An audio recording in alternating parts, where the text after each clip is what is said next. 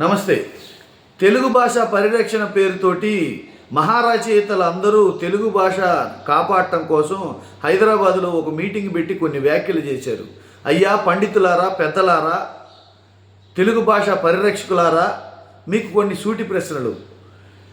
Private స్కూళ్ళలో, corporate స్కూళ్ళలో తల్లిదండ్రులకి ఇంగ్లీష్ రాకపోతే పిల్లల్ని చేర్చుకోలేని పరిస్థితి.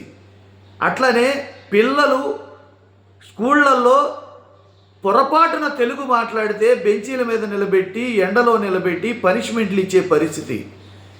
మీ మనవలు మనమరాళ్ళు ఎక్కడ చదువుతున్నారు? ఏ భాషలో చదువుతున్నారు?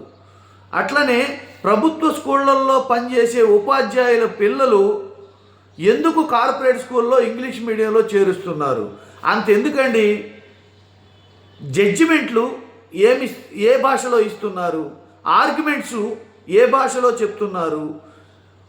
ఎక్కడ దాకెందుకు? ఒక సామాన్యుడికి జబ్బు చేస్తే డాక్టర్ దగ్గరికి వెళితే ఆ డాక్టర్ రాసే మందుల స్లిప్పు ఏ భాషలో రాస్తున్నారు? ఇవన్నీ మీకు కనపడవా? కేవలం పేద ప్రజల బ్రతుకులు, పేద ప్రజల పిల్లలు ప్రభుత్వ పాఠశాలలు, గురుకుల పాఠశాలలు, ఎందుకంటే వాళ్ళకి తల్లిదండ్రులు కూడా సక్రమంగా ఉండరు కదా, వాళ్ళకి డబ్బులు లేవు కదా, వాళ్ళు పేదవాళ్ళు కదా, వాళ్ళ మీద మీ అస్త్రాలు ప్రయోగించేసి మీరేదో గొప్పవాళ్ళు, మేధావులు అనుకుంటున్నారేమో. ఎందుకయ్యా? ఇంకా ఏం సాధిద్దామని, ఇంకా ఏం దోచుకుందామని 70 ఏళ్ల వయసు పైబడిన మీరందరూ పేద ప్రజల బ్రతుకుల మీద, పేద ప్రజల కడుపు మీద, పేద ప్రజల అభివృద్ధి మీద కొట్టాలని చూస్తున్నారే. పోతా పోతా ఏం కట్టుకుపోతారయ్యా?